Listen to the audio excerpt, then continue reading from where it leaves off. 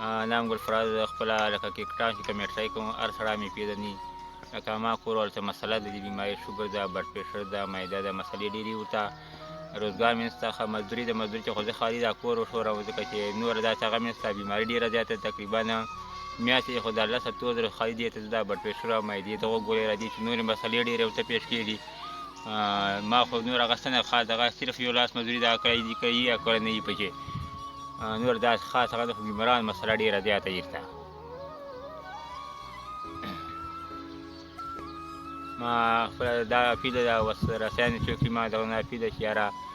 ما سره تعاون وکړو ځکه چې زه خپله غریب سړی یم مزدوري د بچیانو تعداد زیاته وو 8 کسان تقریبا شاته ټبرې پسې دې مهنګایي ټیم چې خو زه دغه کور وښورم بیمارانو مسله ډېره یې ته ځکه دې له وجې ما اپیل دی دا به خاص کار دی ودانان خلک امیرترینو ته چې یاره ما سره دې خامخا تعاون وکړي ځکه چې کور ول بیماران دي پیسې ډېرې زیاتې راځي ولې 30-25 هزار روپۍ تقریبا اپرېشن باندې راځي